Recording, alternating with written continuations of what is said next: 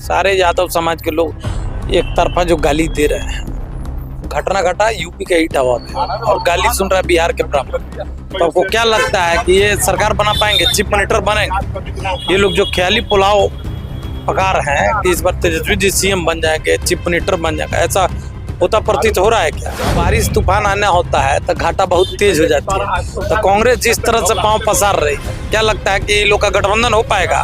कांग्रेस अत्यधिक सीटों पर लड़ना चाहेगी, तेजस्वी यादव देंगे नहीं तो बाद में गठबंधन टूट जाएगी। तो इस परिस्थिति में तो विपक्ष खुद ही विखंडित हो जाए। नीतीश कुमार ने बिहार के लोगों को सकारात्मक सोच प्रदान किया।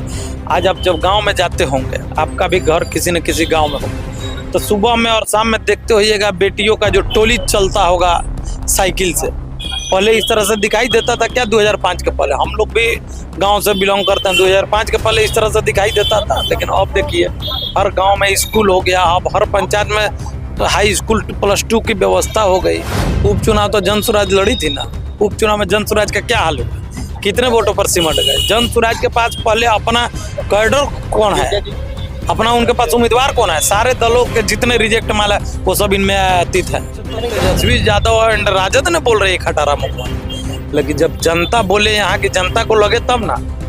जब से 2005 से सरकार में आया है तब से उन्होंने जितना काम किया है, तो जो 2000 में जो बच्चा बिहार में पैदा लिया है वो तो अब तक जो है रोड देख रहा है, काली रोड देख रही है, गांव में बिजली LED बल्ब देख रही है, पेपर लाइट देख रही है। इस बार किसकी सरकार बनेगी बिहार में?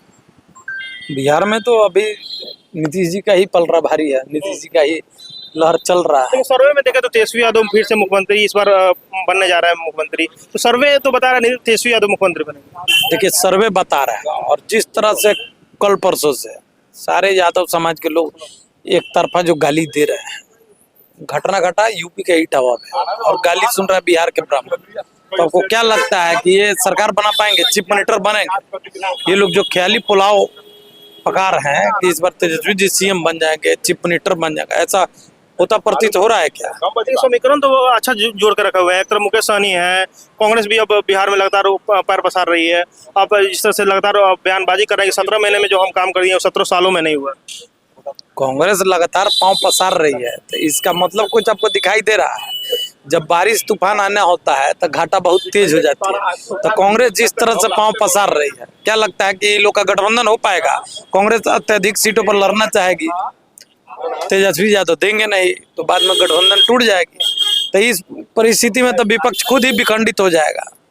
लेकिन नीतीश कुमार ही क्यों फिर से मुख्यमंत्री बने? क्योंकि लगातार सवाल हो रहा है कि बिहार में कब तक खटारा मुख्यमंत्री रहेगा। लगातार विपक्ष से ये सवाल आ रहा है सामने। अरे विपक्ष तो तेजस्वी यादव एंड राजद ने बोल रही है खटारा मुख्यमंत्री, लेकिन जब जनता बोले, यहाँ की जनता को लगे तब ना। जब से 2005 से सरकार में आया है तब से उन्होंने जितना काम किया है, तो जो 2000 में जो बच्चा बिहार में पैदा लिया है वो तो अब तक जो है रोड देख रहा है, काली रोड देख रही है, गांव में बिजली LED बल्ब देख रही है, पेपर लाइट देख रही है। तो बिहार में एक नई पार्टी आई है जन स्वराज, वो भी लगातार करेंगे 243 सीटों पर चुनाव लड़ रहे हैं पूरे बिहार में और करेंगे इस बार जन स्वराज का मुख्यमंत्री बनेगा। तो इस पर क्या कहेंगे आप? उपचुनाव तो जन स्वराज लड़ी थी ना, उपचुनाव में जन स्वराज का क्या हाल हुआ? कितने वोटों पर सिमट गए? जन स्वराज के पास पहले अपना कैडर कौन है, अपना उनके पास उम्मीदवार कौन है? सारे दलों के जितने रिजेक्ट माला वो सब इनमें अतीत है। जन स्वराज कोई खेल नहीं बिगाड़ने वाली। जन स्वराज कुछ भी नहीं बिगाड़ेगी, वो तो ऑलरेडी रिफ्यूज है, रिजेक्ट है। तो जन स्वराज की क्या बात बोल रहे हैं? नीतीश कुमार का कुछ मेन काम आप बनाइए जो जिससे आप लग रहा है कि फिर से बिहार में एनडीए की सरकार होगी और नीतीश कुमार मुख्यमंत्री बनेंगे। अरे सबसे पहली बात है, नीतीश कुमार ने बिहार के लोगों को सकारात्मक सोच प्रदान किया।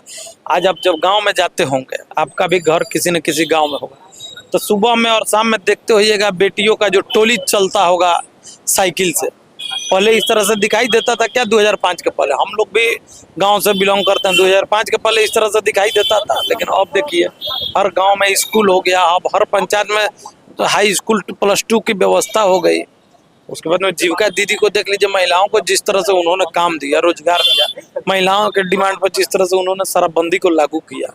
अब क्या लग रहा है लोग उनको वोट नहीं देगा? अभी आप देख रहे हैं कि 2 दिन पहले मैंने हर पंचायत में विवाह भवन बनाने के लिए उन्होंने कैबिनेट से जो राशि की स्वीकृति दिया, ये सीधा असर आधी आबादियों पर डालेगी। लेकिन ऐसे कयास लगा जा रहे हैं कि महाराष्ट्र वाला हाल कहीं नीतीश कुमार के साथ ना हो जाए। चेहरा तो नीतीश कुमार रहेंगे, लेकिन जब सरकार बनाने की बात आएगी तो बिहार में बीजेपी का चेहरा आएगा सामने।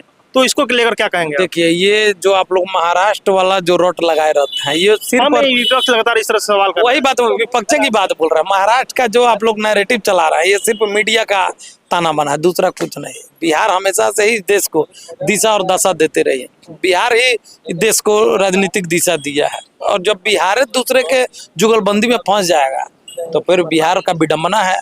चाणक्य बिहार का ना था, महाराष्ट्र में तो नहीं था चाणक्य, यूपी में तो नहीं था। तो हर परिस्थिति में, हर व्यवस्था में चाणक्य बिहार को ही होना होता है। तो महाराष्ट्र वाला यहाँ कोई बात नहीं, ये सिर्फ नैरेटिव है। अच्छा, मोतिहारी विधानसभा पर क्या कहेंगे? मोतिहारी में लगातार यहाँ से बीजेपी के विधायक रहे हैं प्रमोद कुमार, और क्या लग रहा है कि मोतिहारी में विकास हुआ है इस बार? तो पहले तो अभी तक जो मोतिहारी के विधायक है वो है, पहले विपक्ष का उम्मीदवार तो आया है। विपक्ष में तो अभी कोई उम्मीदवार है नहीं, अभी तो ये लोग में सिर्फ फुटबॉल चलता है। वीआईपी का कई बड़े बड़े चेहरे आ रहे हैं, नाम नहीं लेंगे, लेकिन कई बड़े चेहरे हैं सामने आ रहे हैं जो कह रहे हैं कि प्रमोद कुमार को कांटे की टक्कर दे सकते हैं मोतिहारी में। हम लोग को तो नहीं लगता है कोई बड़ा चेहरा है। पिछले बार जो ओम प्रकाश चौधरी जी जो हारे थे, अब तक मैंने 4.5 सालों में दिखाई नहीं दिए हैं रोड पर कहीं। माने हारे थे, मुख्य विपक्षी थे ना जी, महागठबंधन के उम्मीदवार थे। एक भी किसी मुद्दों पर अब तक उन्होंने धरना प्रदर्शन या एक पन्ना लिख करके भी स्थानीय विधायक और सरकार के खिलाफ में किसी उचित प्लेटफॉर्म पर मुद्दा को नहीं उठाया। तो फिर बड़ा चेहरा कौन है? बड़ा चेहरा तो वही है जो मान लीजिए सिटिंग विधायक थे जो तत्काल हारा है। उसके अलावा जो है ये सब लोग तो घुमंतु वोटिया है। अब पार्टी किसको टिकट देगी, महागठबंधन नेतृत्व किसको उम्मीदवार बनाएगा, उसके बाद जनता तय करेगी। जनता का क्या मूड है इस बार? प्रमोद कुमार फिर से आ रहे हैं या कोई दूसरे को पसंद किया जाएगा? जनता तो पहले उम्मीदवार देखेगी, उसके बाद। अभी तो मान लीजिए जब हम सामने वाले को देखा, अभी हरि जी के पास हम लोग चाय पी रहे हैं और बगल में उधर टूना है, कृष्णा है, हरि जी से अच्छा पिलाएगा तब ना हम लोग जाएंगे। अभी तो कोई अच्छा पिलाने वाला है ही नहीं है, तो यहाँ मजबूरी में पकड़ी के पेड़ के पास पीबे करेंगे। कहना चाहेंगे राजद से अगर बढ़िया कैंडिडेट आता है तो टक्कर हो सकता है और विचार करेगी, जब बढ़िया कैंडिडेट होगा